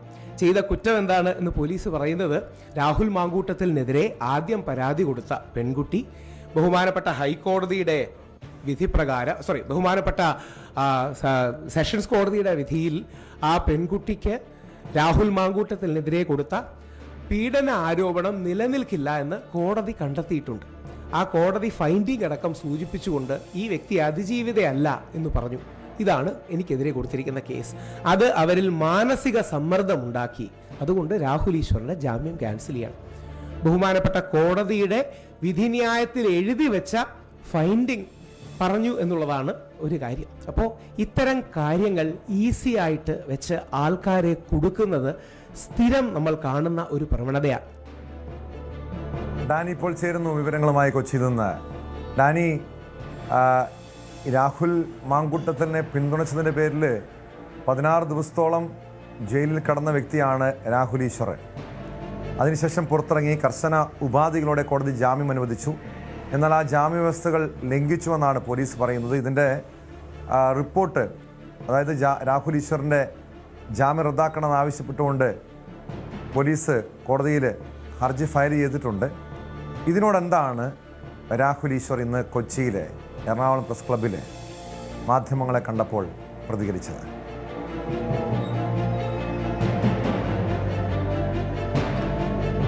ടോം, ടോമി, ഈ വിഷയത്തിൽ രാഹുൽ ഈശ്വറിൻ്റെ നിലപാടുകൾക്ക് മാറ്റമൊന്നും വന്നിട്ട് രാഹുൽ ഈശ്വർ അതേ രീതിയിൽ തന്നെ തുടരുകയാണ്. കാരണം ഇതിൽ അയാൾ പറയുന്നത് തന്നെയാണിപ്പോൾ ഈ അതിജീവിത എന്ന് പറയുന്നയാൾ തന്നെ നിരന്തരം തന്നെ ശല്യപ്പെടുന്ന രീതിയിലേക്ക്, തനിക്കെതിരെ പരാതി നൽകുന്ന രീതിയിലേക്കെല്ലാം തന്നെയാണ് മാറുന്നത്. ഇവർക്കെതിരെ താൻ പരാതി നൽകിയിട്ടുണ്ട്, കഴിഞ്ഞ 10-ന് പോലീസിൽ പരാതി നൽകിയിട്ടുണ്ട്. പക്ഷേ ഇതുവരെയും ഒരു നടപടിയും ഇക്കാര്യത്തിൽ ഉണ്ടായിട്ടില്ല. തനിക്കും നീതി വേണം, താനും ഏതാണ്ട് ഈ സമാന വ്യവസ്ഥയിൽ ഈ മനസ്സിലൂടെ കടന്നു പോകുന്നു, തന്നെ നിരന്തരം ഉപദ്രവിക്കുന്ന രീതിയിലേക്കാണ് കാര്യങ്ങൾ വരുന്നത്. ഈ വിഷയത്തിൽ രാഹുൽ മാങ്കൂട്ടത്തിൻ്റെ ഈ വിഷയത്തിൽ താൻ ഇതിലെ വസ്തുതകൾ പുറത്തു പറയാനാണ് താൻ ശ്രമിച്ചത്. പക്ഷേ തന്നെ നിരന്തരം വേട്ടയാടുന്ന രീതിയിലേക്ക് കാര്യങ്ങൾ പോകുന്നു. അകാരണമായാണ് തന്നെ ജയിലിലടച്ചത്. ഇതിന് കൃത്യമായൊരു വിശദീകരണം നൽകാൻ പോലും പോലീസിന് കഴിഞ്ഞിട്ടില്ല എന്ന് പറയുന്നു. തന്നെ വസ്തുതകൾക്ക് നിരക്കാത്ത ന്യായങ്ങളാണ് തനിക്കെതിരെ ഉയർത്തിയിരുന്നത്. ഇപ്പോൾ ഈ ജാമ്യം റദ്ദ് ചെയ്യുന്നതിന് വേണ്ടി അപേക്ഷകളടക്കം മുന്നോട്ട് പോയിരുന്നു. പക്ഷേ ഇതുമായി ബന്ധപ്പെട്ടുകൊണ്ട് തനിക്ക് അറിയിപ്പുകളൊന്നും ലഭിച്ചിട്ടില്ല എന്ന് പറയുമ്പോൾ തന്നെ രാഹുൽ ഈശ്വർ പറയുന്നത് ഇതിൽ നിസ്സാര കാര്യങ്ങളാണ് തനിക്കെതിരെ പോലീസ് ചൂണ്ടിക്കാണിക്കുന്നത്, അത് ജാമ്യം റദ്ദാക്കുന്നതിന് വേണ്ടിയാണ് ചൂണ്ടിക്കാണിക്കുന്നത്. അപ്പോൾ ഇതൊന്നും നിലനിൽക്കുന്നതല്ല എന്ന് രാഹുൽ ഈശ്വർ പറയുന്നു. ഒപ്പം ഇപ്പോൾ ഉണ്ടായിരിക്കുന്നൊരു പുതിയ ട്രെൻഡ് എന്ന് പറയുന്നത് മുഖ്യമന്ത്രിക്കോ അല്ലെങ്കിൽ മറ്റ് പാർട്ടി നേതാക്കൾക്കോ ഈ പീഡന പരാതി സംബന്ധിയായ കാര്യങ്ങളിൽ അവർക്ക് പരാതി നൽകുക എന്നതാണ് ഇപ്പോൾ ഈ കാര്യങ്ങളിലെല്ലാം തന്നെ കണ്ടുവരുന്നത്. ആരും പോലീസിനെ സമീപിക്കുന്നില്ല, ഈ രീതിയിലേക്ക് പരാതിയുമായി പോവുകയാണ്. പലർക്കും പബ്ലിസിറ്റിയാണ് ആവശ്യം, അതുകൊണ്ടാണ് ഇത്തരം രീതികൾ അനുവർത്തിക്കുന്നത് എന്നെല്ലാമാണ് രാഹുൽ ഈശ്വർ ഇതുമായി ബന്ധപ്പെട്ടുകൊണ്ട് പറയുന്നത്. തന്നെ നിലപാടുകളിൽ ഒരു മാറ്റവുമില്ല എന്ന് രാഹുൽ ഈശ്വർ ആവർത്തിക്കുകയും ചെയ്യുന്നുണ്ട്. ഈ കേസിൽ തന്നെ 16 ദിവസത്തോളം തന്നെ ജയിലിലടക്കുകയും ചെയ്തു. പക്ഷേ അതിന് കൃത്യമായൊരു വിശദീകരണം നൽകാൻ പോലും പോലീസിന് കഴിഞ്ഞിട്ടില്ല എന്ന് പറയുന്നു. താൻ കോടതിയിലേക്കും കാര്യങ്ങളിലേക്കും തന്നെ നീങ്ങുകയാണ്. ഇതിൽ അതിജീവിതയ്ക്കെതിരെ തന്നെ താൻ പരാതി നൽകിയിട്ടുണ്ട്. അതിൽ കൃത്യമായ കാര്യങ്ങൾ തന്നെ എന്തുകൊണ്ട് ഇവർ പിറകെ നടന്നുകൊണ്ട് തനിക്കെതിരെ ഇത്തരം പരാതികൾ നൽകുന്നു എന്നതടക്കമുള്ള കാര്യങ്ങൾ വിശദീകരിച്ചിട്ടുണ്ട്. അതിൽ കൃത്യമായൊരു മറുപടി, താൻ നൽകിയ പരാതിയിൽ ഇതുവരെ ഒരു നടപടിയും ഇല്ലാത്ത അവസ്ഥയിലേക്കാണ് പോകുന്നത്.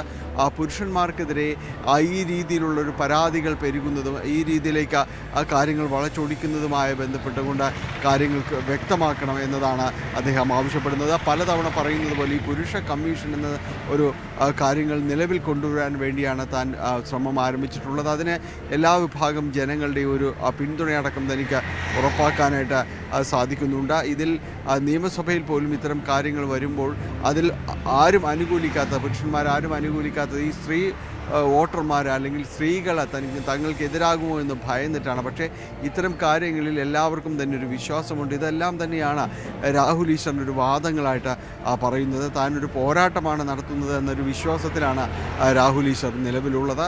ഏതായാലും ഇത്തരം കാര്യങ്ങളിൽ അതിജീവിതയ്ക്കെതിരെ അടക്കം നൽകിയ പരാതിയിലും നടപടികൾ ഉണ്ടാകണമെന്നതാണ് രാഹുൽ ഈശ്വറിൻ്റെ വാദം. ടോം, പക്ഷേ ഇത് ഡാനി ഒരു ഒറ്റപ്പെട്ട സംഭവമല്ല. രാഹുൽ ഈശ്വർ തുടർച്ചയായി ഈ സ്ത്രീപീഡന കേസുകളിലൊക്കെ അതിജീവിതമാരെ അപമാനിക്കുന്നുണ്ട്. അത് നടിയാക്രമണ കേസിൽ പോലും നമ്മൾ കണ്ടതാണ്. ഇവിടെയും ഈ രാഹുൽ മാങ്കൂട്ടത്തിൻ്റെ കേസിലും അതിജീവിതയെ ഒന്നല്ല, സമൂഹ മാധ്യമങ്ങളിൽ രാഹുൽ ഈശ്വറിൻ്റെ യൂട്യൂബ് ചാനൽ വഴി, അതോടൊപ്പം വിവിധ ചാനലുകളിലെ ചർച്ചയ്ക്കിടെ അങ്ങനെ പലപ്പോഴായി അധിക്ഷേപിക്കുന്നു. കോടതി അതിന് താക്കീത് നൽകി. അതായത് 16 ദിവസം ഈ കേസിൽ ജയിലിൽ കിടന്നിട്ടും രാഹുൽ ഈശ്വർ പാഠം പഠിച്ചില്ല, വീണ്ടും അധിക്ഷേപിക്കുന്നു. യാതൊരു കാരണവുമില്ലാതെയാണ് കഴിഞ്ഞ ദിവസം ഈ അതിജീവിതയെ അധിക്ഷേപിക്കുന്ന രീതിയിൽ രാഹുൽ ഈശ്വർ രംഗത്തെത്തുന്നത്. അതിനെന്താണ് ഇയാളുടെ ന്യായീകരണം?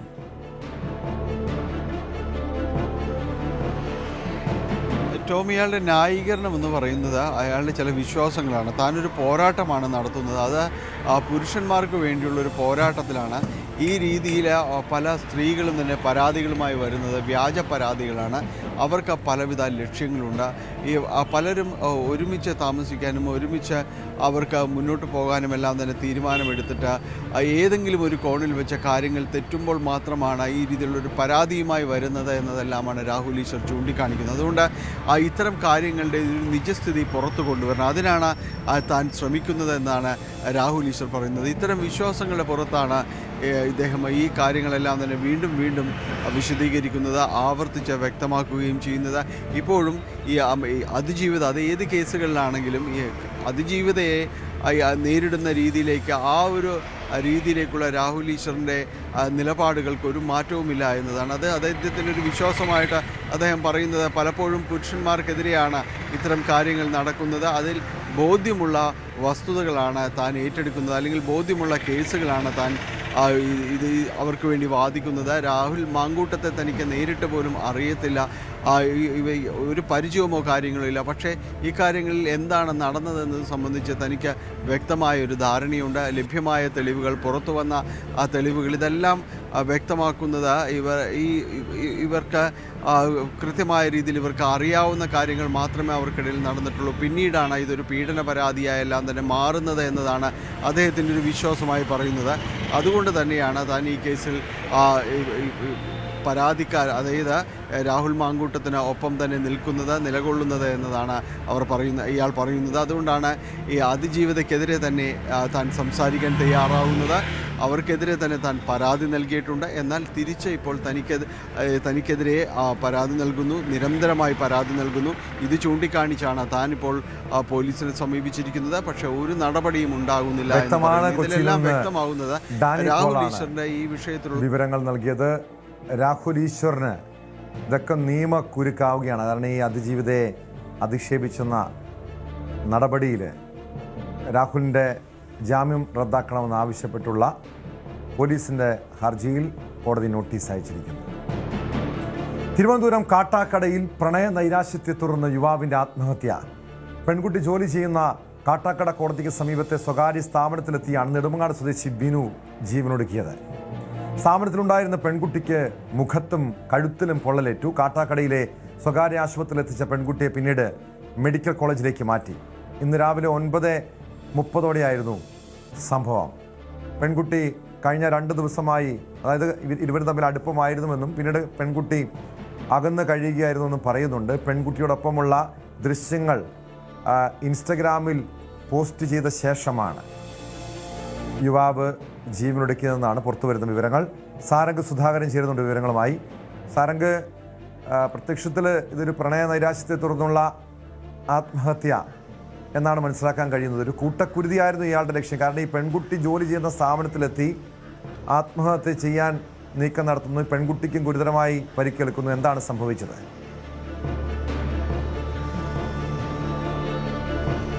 ടോം, ഇന്ന് രാവിലെ 9:30 സംഭവം. കാട്ടാക്കടയിൽ ഈ യുവതി ജോലി ചെയ്യുന്ന സ്ഥാപനത്തിലേക്ക് എത്തുകയായിരുന്നു. ഇയാൾ കയ്യിൽ പെട്രോൾ നിറച്ച കുപ്പിയുമായിട്ടാണ് എത്തിയത്. ആ സമയത്ത് തന്നെ ഇയാൾ വിളിച്ചു പറയുന്നുണ്ടായിരുന്നു, നീ പറയുന്നത് പോലെ തന്നെ മരിക്കാൻ പോവുകയാണ്, ആത്മഹത്യ ചെയ്യാൻ പോവുകയാണ് എന്നുള്ളൊരു കാര്യം വിളിച്ചു പറഞ്ഞു നടക്കം നാട്ടുകാരടക്കം സൂചിപ്പിക്കുന്നുണ്ട്. അതിനുശേഷം ദേഹത്തേക്ക് പെട്രോൾ ഒഴിച്ചതിന് ശേഷം ഇയാൾ സ്വയം തീ കൊളുത്തുകയായിരുന്നു. അതിനിടയിൽ ഈ യുവതി ഇയാളെ രക്ഷിക്കാനുള്ളൊരു ശ്രമം നടത്തുന്നതിനിടയിലാണ് പരിക്ക് പറ്റിയത്. അതായത് തീ കൊളുത്തതിന് ശേഷം തന്നെ ഇയാളെ രക്ഷിക്കാനുള്ളൊരു ശ്രമം നടത്തുന്നു. അങ്ങനെയാണ് മുഖത്തും കൈക്കും അടക്കം പൊള്ളലേറ്റത്. ഇതിനിടയിൽ അതായത് കൂടെ ജോലി ചെയ്യുന്ന മറ്റൊരു യുവതി അവിടെ നിന്നും ഓടി രക്ഷപ്പെടുകയായിരുന്നു. ഈ സ്ഥാപനത്തിന് നല്ല രീതിയിൽ കേടുപാടുകൾ സംഭവിച്ചിട്ടുണ്ട്.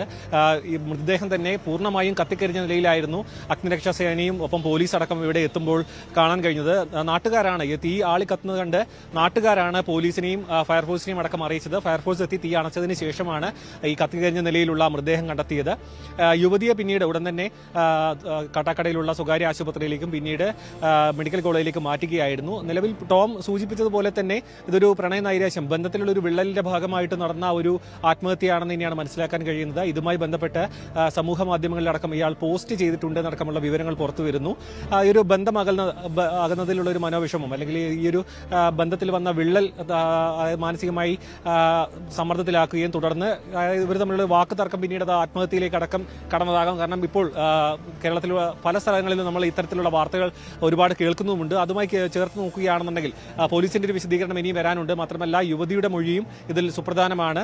കാരണം ഇതിൽ യുവതി, ഒരു ജീവൻ രക്ഷിക്കാൻ ശ്രമിച്ച യുവതിയും ഇയാളും തമ്മിൽ അടുപ്പത്തിലാണെന്നടക്കമുള്ള വിവരങ്ങളാണ് പുറത്തു വരുന്നത്. അതുകൊണ്ട് തന്നെ ഇതിൽ യുവതിയുടെ മൊഴിയും ഇയാളുടെ പശ്ചാത്തലവും അടക്കം കൃത്യമായി മനസ്സിലാക്കേണ്ടതുണ്ട്. മൃതദേഹം ഇപ്പോൾ തിരിച്ചറിയാൻ കഴിയാത്ത രീതിയിൽ കത്തിക്കരിഞ്ഞ നിലയിലാണ്. പക്ഷേ ഈ ഒരു രക്ഷപ്പെട്ട യുവതി അടക്കം അവരുടെ സ്ഥിരീകരണത്തിലാണ് ഇപ്പോൾ യുവതിയുമായി ബന്ധമുള്ള ആളാണ്. ആരോഗ്യനില ഇപ്പോൾ എങ്ങനെയാണെന്ന് അറിയണം. അവരെ സ്വകാര്യ ആശുപത്രിയിൽ നിന്നും മെഡിക്കൽ കോളേജിലേക്ക് മാറ്റിയിട്ടുണ്ട്. സാരംഗ്, ഈ സംഭവത്തിന് ദൃക്സാക്ഷികൾ ആരെങ്കിലും ഉണ്ടോ? ഈ സംഭവം നടക്കുന്ന ഈ ആത്മഹത്യ നടക്കുന്ന സമയത്ത് അവിടെ മറ്റാരെങ്കിലും ഉണ്ടായിരുന്നോ? ഇത് കണ്ടുകൊണ്ട് നിന്ന ആരെങ്കിലും നിന്നും വിവരങ്ങൾ മനസ്സിലാക്കാൻ കഴിഞ്ഞിട്ടുണ്ടോ? ടോം, ഈ സ്ഥാപനത്തിൽ ഈ ഒരു സംഭവം നടക്കുന്ന സമയത്ത് ഈ യുവതിയും, അതായത് ഈ ഒരു അടുപ്പത്തിൽ ഉണ്ടായിരുന്നു എന്ന് പറഞ്ഞ യുവതിയും കൂടെ ജോലി ചെയ്യുന്ന മറ്റൊരു യുവതിയും ഉണ്ടായിരുന്നു. ആ യുവതിയോട് പുറത്തേക്ക് പോകാൻ പറഞ്ഞതിന് ശേഷമാണ് ഇയാൾ അദ്ദേഹത്തേക്ക് പെട്രോൾ ഒഴിച്ചതും പിന്നീട് തീ കൊളുത്തുകയും ചെയ്തത് എന്നാണ് ഇപ്പോൾ ലഭിക്കുന്ന വിവരം. ഈ ഒരു യുവതിയുടെ മൊഴി, അതായത് കൂടെ ജോലി ചെയ്യുന്ന യുവതിയുടെ മൊഴിയുടെ, അതായത് അവർ പറയുന്ന വിവരങ്ങളുടെ അടിസ്ഥാനത്തിലാണ് ഇപ്പോൾ ഇവർ തമ്മിൽ അടുപ്പത്തിലായിരുന്നെന്നും ഇതിന്റെ ഭാഗമായിട്ട് നടന്ന ഒരു കൃത്യമാണെന്ന് അടക്കം മനസ്സിലാക്കാൻ കഴിഞ്ഞത്. അവർക്ക് ഭാഗ്യവശാൽ പരിക്കുകളൊന്നും തന്നെ ഉണ്ടായിട്ടില്ല. പക്ഷേ ഇയാളെ രക്ഷിക്കാൻ ശ്രമിക്കുന്നതിനിടയിൽ, അതായത് ഇയാളിങ്ങനെ ഒരു കടുങ്കൈ ചെയ്യുമെന്ന് പ്രതീക്ഷ കാണില്ല. ആ സമയത്ത് ഇയാളെ രക്ഷിക്കാൻ ശ്രമിക്കുന്നതിനിടയിലായിരുന്നു ഈ യുവതിക്ക് പരിക്കേറ്റത്. നിലവിൽ മുഖത്തും കൈക്കുമാണ് പരിക്കേറ്റിരിക്കുന്നത്. അതുകൊണ്ട് തന്നെ ഇപ്പോൾ നിലവിലെ സ്ഥിതി ഗുരുതരമല്ല എന്നാണ് മനസ്സിലാക്കുന്നത്. പക്ഷേ മെഡിക്കൽ കോളേജിൽ അടക്കമുള്ള സ്ഥിരീകരണം വരേണ്ടതുണ്ട്. പോലീസിന്റെ ഭാഗത്തു നിന്നും കൃത്യമായ ഒരു വിശദീകരണം വന്നിട്ടില്ല. കാരണം ഇത്തരത്തിലൊരു കേസായതുകൊണ്ട് തന്നെ പോലീസ് ഇതിന്റെ പൂർണ്ണമായ എല്ലാ വശങ്ങളും മനസ്സിലാക്കിയതിനു ശേഷം മാത്രമായിരിക്കും ഇതിന്റെ ഒരു പ്രതികരണം ഉണ്ടാവുക. നിലവിൽ ഈ ഒരു കൂടെ ജോലി ചെയ്തിരുന്ന യുവതിയുടെ മൊഴിയുടെ അടിസ്ഥാനത്തിലും ഒപ്പം നാട്ടുകാരും, ഇതൊരു 9:30 എന്ന സമയം എന്ന് പറയുമ്പോൾ ഒരു ഇത്തരത്തിൽ, അതായത് സ്ഥാപനം തുറന്നു വരുന്ന സമയവും ഈ ഭാഗങ്ങളിലെല്ലാം ജനങ്ങൾ ഉണ്ടാകുന്ന ഒരു സമയമാണ്. ഒരു നാട്ടുകാർ ഇയാൾ കയറിപ്പോകുന്ന ദൃശ്യങ്ങളൊക്കെ കണ്ടവരുണ്ട്. പിന്നെ അതിനുശേഷം സ്ഥാപനത്തിൽ നിന്നും തീ അതായത് ഉയരത്തിൽ ഉയരുന്നു, അതായത് തീ പടർന്നു പിടിക്കുന്ന ഒരു ദൃശ്യമാണ് കണ്ടത്. ഉടൻ തന്നെ പോലീസിൽ അറിയിക്കുകയും ഫയർഫോഴ്സ് എത്തുകയും ചെയ്തെങ്കിലും ഇയാളെ രക്ഷിക്കാൻ കഴിഞ്ഞില്ല. പരിപൂർണ്ണമായി കത്തിക്കരിഞ്ഞു പോവുകയായിരുന്നു മൃതദേഹം. ഉടൻ തന്നെ നാട്ടുകാർ ചേർന്നുകൊണ്ട് ഈ യുവതിയെ സ്വകാര്യ ആശുപത്രിയിലേക്കും, പരിക്ക് അല്പം ഗുരുതരമായതുകൊണ്ട് തന്നെ ആയിരിക്കണം ഇപ്പോൾ മെഡിക്കൽ കോളേജിലേക്ക് മാറ്റിയിട്ടുണ്ട്. നിലവിൽ അത്ര ജീവന് ഭീഷണിയുള്ള തരത്തിലേക്ക് പൊള്ളലേറ്റിട്ടുണ്ട് എന്ന് കരുതുന്നില്ല. കാരണം മെഡിക്കൽ കോളേജിൽ ചികിത്സയുടെ ഭാഗമായി തങ്ങുകയാണ് യുവതി എന്നാണ് മനസ്സിലാക്കുന്നത്. ഇപ്പോൾ ടോം സൂചിപ്പിച്ച പോലെ തന്നെ ഈ യുവതിയുടെ ഭാഗത്തു നിന്നുള്ള മൊഴി വന്നാൽ മാത്രമേ എന്താണ് ഇതിൽ നടന്നിട്ടുള്ള കാര്യം, ഇതിന്റെ പിന്നാമ്പുറം എന്താണെന്ന് മനസ്സിലാക്കാൻ കഴിയുകയുള്ളൂ. ഒപ്പം ഈ ഒരു യുവാവ് അത്തരത്തിലൊരു കൃത്യം നടത്തുന്നതിന് മുൻപ് തന്നെ ഫേസ്ബുക്കിൽ, സമൂഹ മാധ്യമങ്ങളിൽ ഒരു പോസ്റ്റ് ഇട്ടിരുന്നു, മരിക്കാൻ പോകുന്നു എന്ന് പറഞ്ഞ്. അതും നാട്ടുകാർ നൽകുന്ന വിവരമാണ്. അതിലും കൃത്യമായ ഒരു സ്ഥിരീകരണമില്ല. ഇതെല്ലാം അതായത് അവിടെ നിന്ന് രക്ഷപ്പെട്ട യുവതിയുടെയും മറ്റ്, അതായത് ദൃക്സാക്ഷികളായിരുന്ന നാട്ടുകാരുടെയും വിവരം, അതായത് അവർ നൽകുന്ന വിവരത്തിന്റെ അടിസ്ഥാനത്തിലാണ്. എന്ത് തന്നെയായാലും മൃതദേഹം ഇവിടെ നിന്ന് മാറ്റിയിട്ടുണ്ട്. ഇൻക്വസ്റ്റ് നടപടികൾ പൂർത്തിയാക്കി മെഡിക്കൽ കോളേജിലേക്ക് മാറ്റിയിട്ടുണ്ട്. ഇതിന്റെ കേസിന്റെ കൂടുതൽ വിശദാംശങ്ങൾ പോലീസിന്റെ ഭാഗത്തു നിന്നും ഇനിയും വരേണ്ടതുണ്ട്. ടോം, വ്യക്തമാണ്. സാരംഗ് സുധാകരനാണ് വിവരങ്ങൾ നൽകിയത്. മറ്റൊരു പ്രധാനപ്പെട്ട വാർത്തയിലേക്കാണ് സ്പോട്ട് ലൈവിന് പോകുന്നത്. കരൂർ ദുരന്തത്തിൽ നടൻ വിജയിയെ CBI ചോദ്യം ചെയ്യുന്നു. ഡൽഹിയിലെ CBI ആസ്ഥാനത്താണ് ചോദ്യം ചെയ്യൽ പുരോഗമിക്കുന്നത്. ഉച്ചയ്ക്ക് 12 മണിക്കാണ് വിജയ് ഹാജരായത്. എന്നാൽ തമിഴ്നാട്ടിൽ നടന്ന സംഭവത്തിൽ CBI എന്തിനാണ് ഡൽഹിയിലേക്ക് വിളിച്ച് ചോദ്യം ചെയ്യുന്നതെന്ന് DMK വിമർശിച്ചു. അജയ് സുധാ ബിജു ചേരുന്നു. അജയ്, വിജയിയെ, അതായത് നേരത്തെ ഈ കേസിൽ കരൂർ ദുരന്തത്തിൽ പാർട്ടിയിലെ നേതാക്കളെ ഉൾപ്പെടെ ഡൽഹിയിൽ വിളിച്ചു വരുത്തിയായിരുന്നു ചോദ്യം ചെയ്യൽ. ചെന്നൈയിൽ CBIക്ക് ഓഫീസുള്ളതാണ്, എന്തിനാണ് ഡൽഹിയിലേക്ക് വിളിച്ചു വരുത്തിയത് എന്ന സംശയം, വിമർശനങ്ങളൊക്കെ ഉയരുന്നുണ്ട്. 12 മണിക്കാണ് ചോദ്യം ചെയ്യൽ ആരംഭിച്ചത്. എന്താണ് ഏറ്റവും ഒടുവിൽ പുറത്തുവരുന്ന വിവരങ്ങൾ? ടോം, വിജയുടെ ചോദ്യം ചെയ്യൽ ഇപ്പോഴും പുരോഗമിച്ചു കൊണ്ടിരിക്കുകയാണ്. വിജയ് ആദ്യമായാണ് ഈ കരൂർ ദുരന്തം ഉണ്ടായതിനു ശേഷം ഒരു അന്വേഷണ സംഘത്തിന് മുന്നിൽ ഹാജരാകുന്നത് എന്നൊരു പ്രത്യേകത കൂടി ഈ CBIയുടെ ചോദ്യം ചെയ്യലിന് ഉണ്ട്. മുൻപ് തമിഴ്നാടിൻ്റെ ആഭ്യന്തര മന്ത്രാലയവും അതുപോലെ തന്നെ ഹൈക്കോടതി നിർദ്ദേശപ്രകാരം രൂപീകരിച്ച പ്രത്യേക SITയും കരൂർ ദുരന്തം അന്വേഷിച്ചിരുന്നു. എന്നാൽ അവർക്കൊന്നും മുന്നിൽ തന്നെ വിജയ് ചോദ്യം ചെയ്യലിന് എത്തിയിരുന്നില്ല.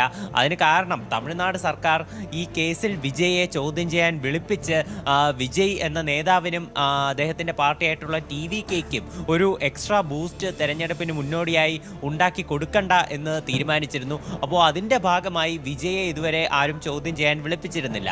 എന്നാൽ TVK തന്നെ ഈ തമിഴ്നാട് സർക്കാരിൻ്റെയും SITയുടെയും അന്വേഷണം നിഷ്പക്ഷമല്ല എന്ന് ആരോപിച്ചുകൊണ്ട് പല ആവർത്തി രംഗത്തെത്തിയിരുന്നു.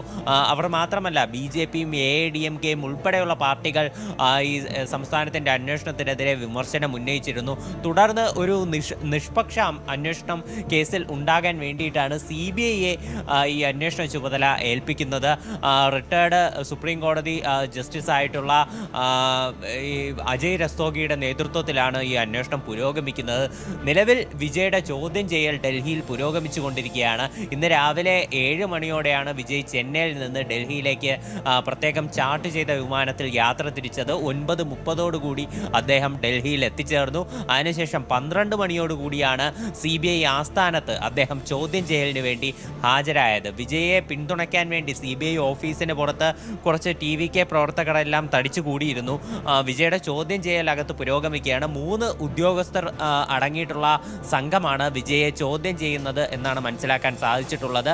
CBI സൂപ്രണ്ടന്റും അതുപോലെ തന്നെ ഒരു ഇൻസ്പെക്ടർ, അതുപോലെ മറ്റൊരു റാങ്കിലുള്ള ഉദ്യോഗസ്ഥൻ, ഇത്തരത്തിൽ 3 പേർ ചേർന്ന സംഘമാണ് വിജയെ നിലവിൽ ചോദ്യം ചെയ്തുകൊണ്ടിരിക്കുന്നത്. വിജയോട് പല നിർണായക ചോദ്യങ്ങളും ഉന്നയിച്ചതായിട്ടാണ് നമുക്ക് നിലവിൽ വിവരം ലഭിക്കുന്നത്. അതായത് ഈ കരൂർ ദുരന്തം നടന്ന ഈ സംഭവം, അതിനെ പറ്റിയിട്ടുള്ള ചോദ്യങ്ങളാണ്. കരൂരിൽ TVKയുടെ ഈ പാർട്ടി പരിപാടി, അത് ഇത്തരത്തിലൊരു പരിപാടി ഓർഗനൈസ് ചെയ്യുന്ന വിവരം വിജയ് അറിഞ്ഞത് എപ്പോഴാണ് എന്നൊരു ചോദ്യം ചോദിക്കുന്നുണ്ട്.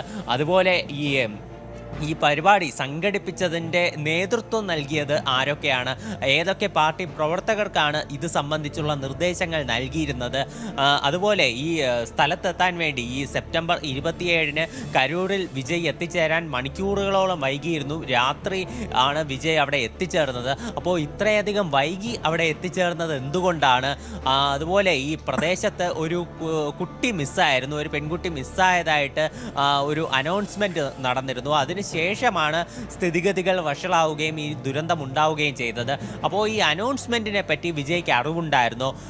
അതുപോലെ പോലീസ്, സംസ്ഥാന പോലീസ് പറയുന്ന ഒരു പ്രധാനപ്പെട്ട കാര്യം, ഈ ആൾത്തിരക്ക് ഇത്രയധികം ഉണ്ടാകാൻ സാധ്യതയുണ്ട്.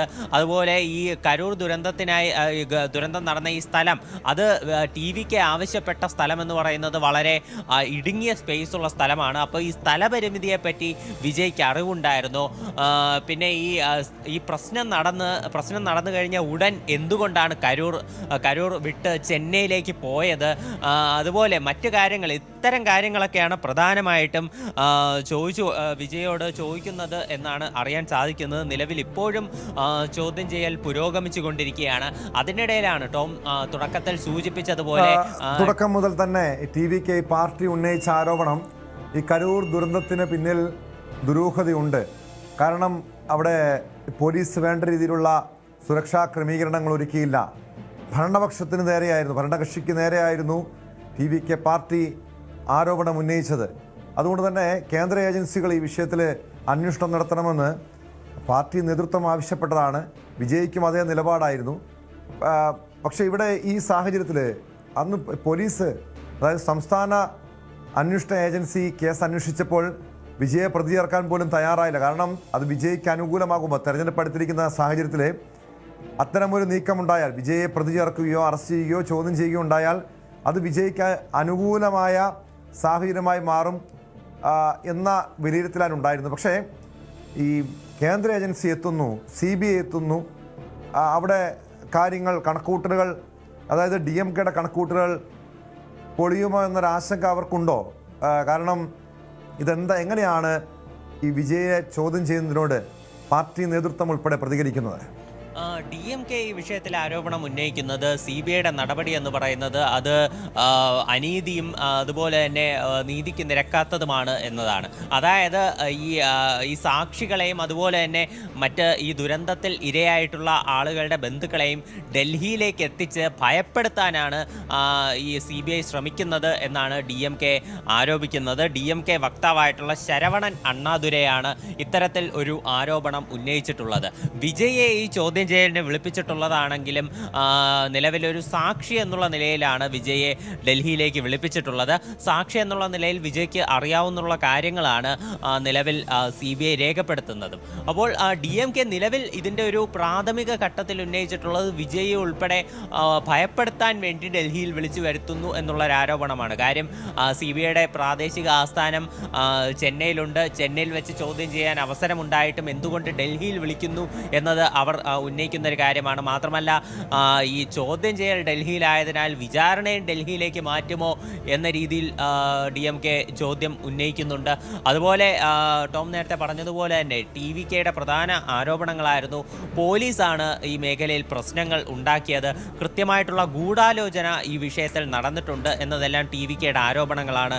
വിജയ് ഉൾപ്പെടെ ലൈവിൽ വന്ന് ചോദ്യങ്ങളായി തന്നെ ഉന്നയിച്ചിരുന്നു. ഇതിനു മുൻപ് പ്രശ്നങ്ങളൊന്നും ഉണ്ടായില്ല, എന്നാൽ ഇപ്പോൾ മാത്രം എന്തുകൊണ്ട് ഉണ്ടായി എന്നുള്ള രീതിയിലെല്ലാം വിജയ് ചോദ്യങ്ങൾ ഉന്നയിച്ചിരുന്നു. അപ്പോൾ ഇത്തരത്തിൽ TVKയുടെ ആരോപണങ്ങൾ ഈ വ്യക്തമായി DMKയുടെ ഒരു ഗൂഢാലോചന പ്രകാരമാണ് ഈ കരൂർ ദുരന്തം നടന്നത് എന്നുള്ള ഒരു ആരോപണത്തിന്റെ തെളിവുകൾ അത് എന്തെങ്കിലും അതൊക്കെ ചോദിക്കുന്നുണ്ട്. രാഷ്ട്രീയത്തിൽ എങ്ങനെയായിരിക്കും പ്രതിഫലിക്കുക എന്നത് ശ്രദ്ധേയമായിട്ടുള്ള കാര്യമാണ്.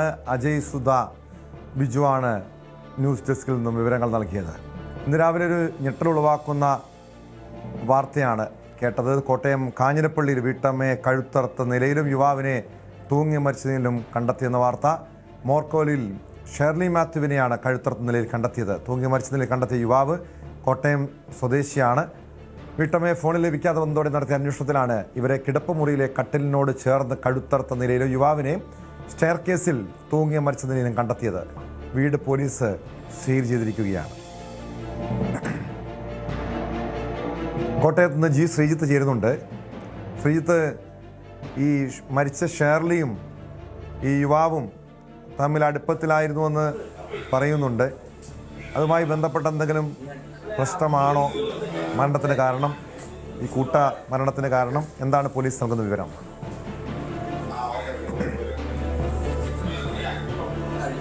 അങ്ങനെയുള്ള വിവരമാണ് ടോം നമുക്ക് ലഭിക്കുന്നത്. ഇരുവരും തമ്മിൽ അവിടെ ആ വീട്ടിൽ, വാടക വീട്ടിൽ ഒരുമിച്ച് താമസിച്ചിരുന്നു എന്നുള്ളത് തന്നെയാണ്. കഴിഞ്ഞ ഏതാണ്ട് ഒരു 7 മാസമായാണ് ഈ ഒരു വീട്ടിൽ ഈ ഷേർലിയും ഈ ജോബ്സ് കറിയയും താമസിച്ചിരുന്നത്.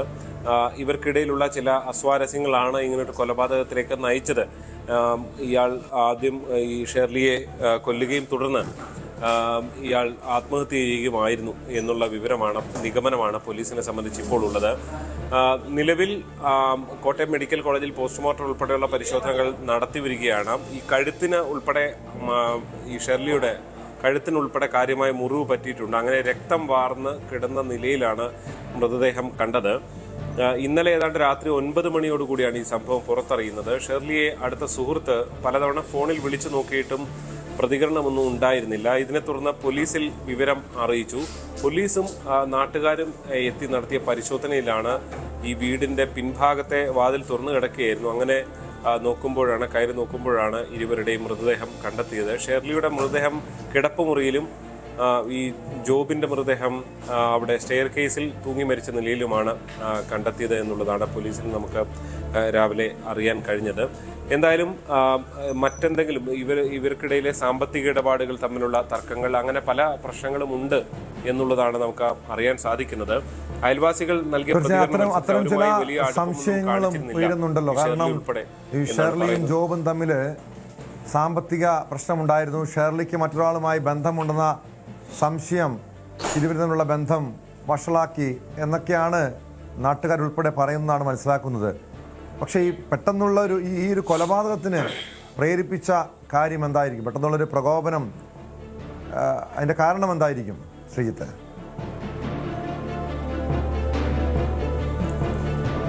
ടോം, അത് അന്വേഷണത്തിൽ കൂടി മാത്രമേ വ്യക്തമാകുകയുള്ളൂ. കാരണം ഈ സംഭവത്തിൽ ആരും ദൃക്സാക്ഷികളില്ല. ഇത് നിഗമനങ്ങളാണ് പോലീസിനെ സംബന്ധിച്ച് ഇപ്പോൾ ഉള്ളത്.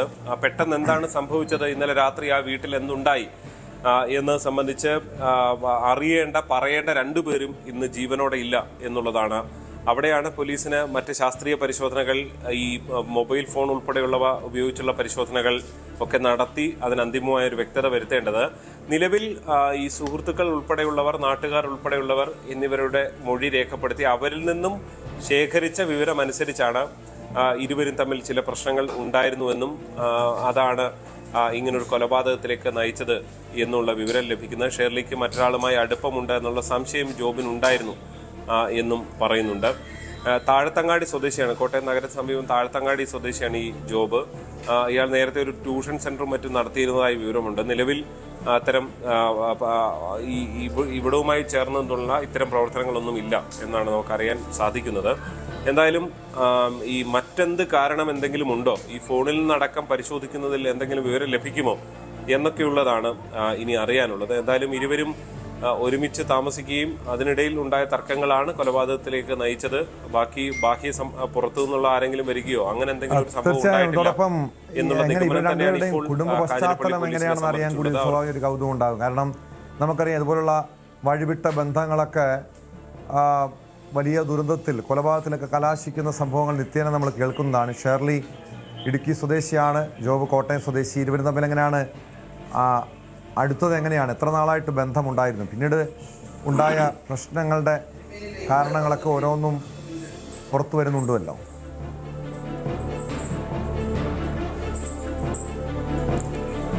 ഇത് സംബന്ധിച്ച് ഇടുക്കി സ്വദേശിനിയാണെങ്കിൽ ഇവർ നേരത്തെ കുറിച്ചിയിൽ താമസിച്ചിരുന്നു എന്നുള്ളൊരു വിവരം കൂടി വരുന്നുണ്ട് ടോം.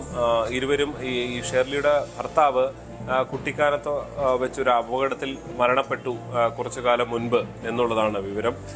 ഇതിന് ശേഷമാണ് ഇവർ തമ്മിൽ അടുപ്പമുണ്ടായത് എന്നുള്ള പ്രാഥമിക വിവരമാണ് നമുക്ക് ഇപ്പോൾ ലഭിക്കുന്നത്. ഇവരുടെ അതുകൊണ്ട് തന്നെ ഷേർലി ഒറ്റയ്ക്ക് കഴിയുന്ന ഷേർലിയോട് ഇയാൾ അടുക്കുകയായിരുന്നു എന്നുള്ള വിവരമാണ് നമുക്കറിയാൻ സാധിച്ചിട്ടുള്ളത്. ഈ കുടുംബാംഗങ്ങളിൽ നിന്നൊക്കെ കൂടുതൽ വിവരങ്ങൾ ശേഖരിച്ച് ഇതിൽ ഒരു വ്യക്തത വരുത്തുക, മറ്റെന്തെങ്കിലും പ്രശ്നങ്ങൾ ഇതിനുള്ളിൽ ഉൾപ്പെട്ടിട്ടുണ്ടോ, മറ്റ് എന്തെങ്കിലും പുറത്തുനിന്നുള്ള ആർക്കെങ്കിലും ഇതുമായി എന്തെങ്കിലും പങ്കുണ്ടോ, ഇക്കാര്യങ്ങളൊക്കെ പരിശോധിച്ച് വരുന്നതേ ഉള്ളൂ. അക്കാര്യത്തിലൊക്കെ ഇനിയൊരു വ്യക്തത വരേണ്ടതുണ്ട് കേട്ടോ.